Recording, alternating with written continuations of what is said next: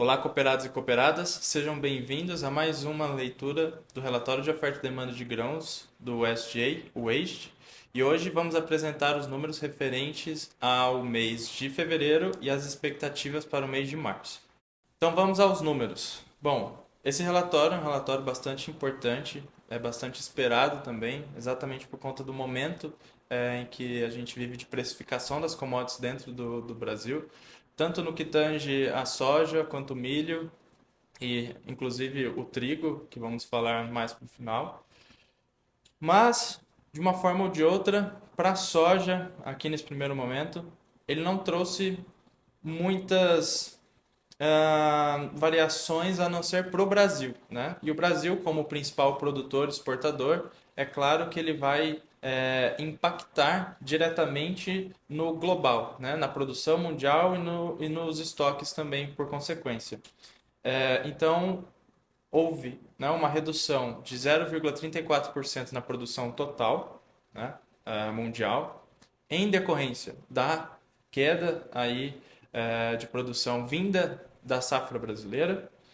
Os estoques finais, eles diminuíram também, porque nós estamos num período, né, de entre safra, começando a colher agora a safra brasileira, entrando a safra do Paraguai também.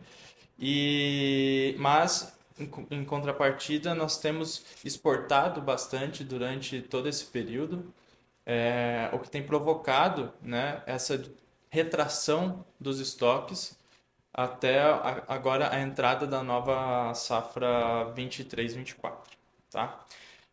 Bom, falando aqui especificamente dos players aqui, né, dos países produtores, produção dos Estados Unidos e exportação mantiveram a mesma coisa. Exportação nessa época do ano era para estar bem mais pujante, digamos assim, né, nos Estados Unidos, por conta do período que estamos no calendário da soja, né, era para os Estados Unidos estar exportando mais para o mundo todo, mas como a soja americana está muito cara, tem saído pouco produto, as comercializações têm tido washout e o Brasil, inclusive, tem exportado soja para os Estados Unidos. Então, isso revela aqui, né, uma manutenção dos números de um relatório para o outro. E falando do Brasil, aqui a produção foi corrigida, né? Diminuíram 1 milhão de toneladas, de 156 milhões para 155, ainda abaixo dos números trazidos pela Conab no mês passado. A Conab ela vai lançar os números semana que vem, na terça-feira, dia 12. Provavelmente vai vir alguma correção, um pouco mais perto, mais próximo da realidade aqui, ao contrário do que o relatório do SGA eles está nos trazendo. Tá? As exportações, então, do Brasil aumentaram em detrimento dessa substituição que vimos da soja americana pela soja brasileira, principalmente por conta do aumento das exportações chinesas. Produção argentina e exportação argentina constante. Paraguai também se concretizando aí em torno dos 10 milhões de toneladas de produção. Exportação também em torno de 6 milhões. E destaque aqui para a importação da China, que aumentou nesse período, em decorrência da maior atividade, né, da Sinograin, do melhoramento da margem, né, dos suínos, agora, né, vista do mês de fevereiro para cá, e isso contribuiu para que também nós, enquanto Brasil, exportássemos mais soja para a China. Bom, para o milho, o relatório ele trouxe uma produção mundial quase 0,5% maior, né, justificado aí pelo aumento de produção da Argentina de 55 para 56 milhões de toneladas.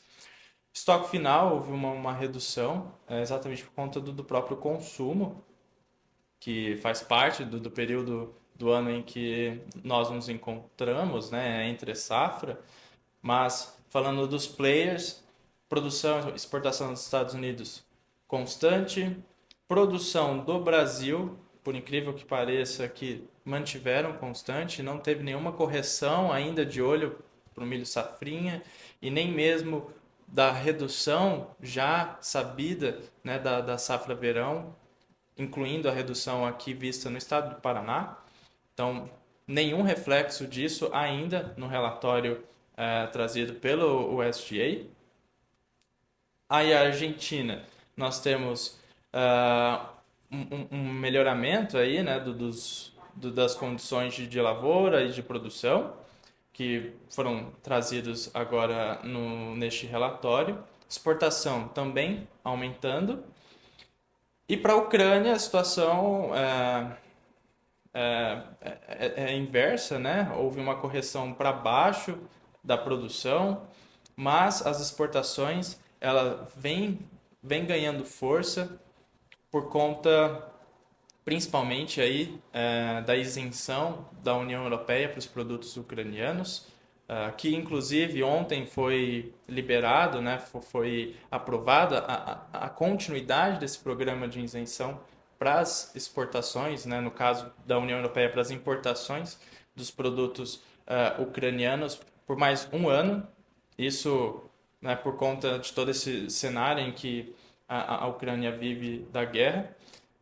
Importações da União Europeia reduziram também por conta de todos os protestos que nós acompanhamos em diversos países que formam o bloco, com a justificativa de que a falta de eficiência, né, por parte dos produtores, não só eficiência, mas também por todo o custo que cada país, né, ele tem, que é próprio dele, de impostos, de produção e tudo mais, que acabam sendo isentados nesse período, principalmente aí pela Ucrânia, possibilitando a maior oferta de produtos ucranianos que concorrem diretamente com os produtos produzidos ali dentro dos países do bloco.